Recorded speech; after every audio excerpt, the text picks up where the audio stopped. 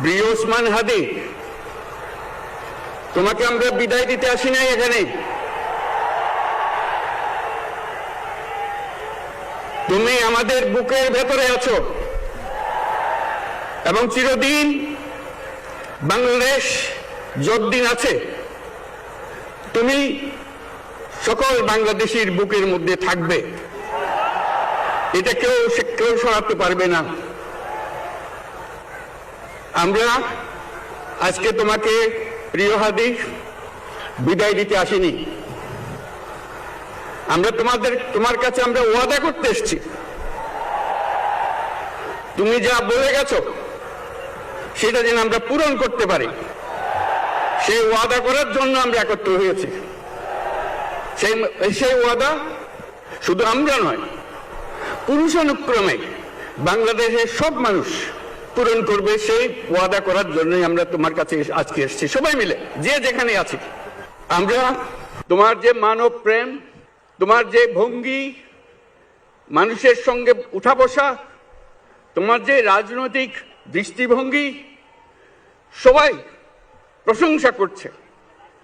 সেটা আমরা মনে প্রাণে গ্রহণ করছি, যে এটা যেন আমাদের মনে সবসময় জাগ্রত থাকে, আমরা সেটা অনুসরণ করতে পারি।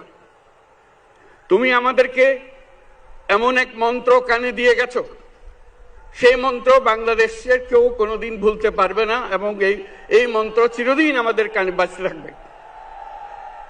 সেই মন্ত্র বাংলাদেশের বড় মন্ত্র হয়ে আমাদের জাতির সঙ্গে সংযুক্ত থাকবে। তোমার মন্ত্র ছিল চলো বলবীর চির উন্নত মমশির।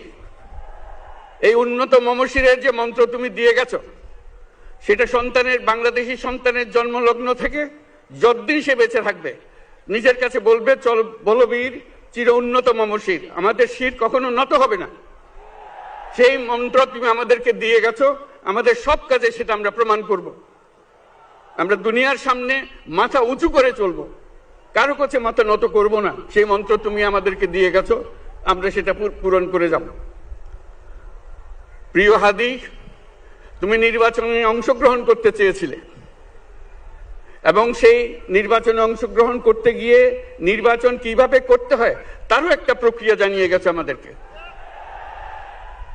সেই প্রক্রিয়া যেন আমরা সবাই মিলে গ্রহণ করি, যে কিভাবে প্রচারণা কার্য চালাতে হয়, কিভাবে মানুষের কাছে যেতে হয়, কিভাবে মানুষকে কষ্ট না দিয়ে তার বক্তব্য প্রকাশ করতে হয়, কিভাবে বিনীতভাবে মানুষের কাছে আসতে হয়, সবকিছু তুমি শিক্ষা দিয়ে গেছো। আমরা এই শিক্ষা গ্রহণ করলাম, আমরা এই শিক্ষা চালু করতে চাই। আমরা সবাই আমাদের জীবনে আমাদের রাজনীতিকে এই পর্যায়ে নিয়ে আসতে চাই, যাতে হাদি আমাদের জীবনে স্পষ্টভাবে জাগ্রত থাকে। হাদি, তুমি হারিয়ে যাবে না, তুমি কোনোদিন কেউ তোমাকে ভুলতে পারবে না। তুমি যুগ যুগ ধরে আমাদের সঙ্গে থাকবে, আমাদেরকে তোমার মন্ত্র পুনঃ পুনঃ মনে করিয়ে দেবে, আমরা তোমাকে মনে করিয়ে দেব চলবীর উন্নতম মমশির। আমরা সেই মন্ত্র নিয়ে আজকে সামনের পথে এগিয়ে যাব। তোমাকে আমাদের সবার পক্ষ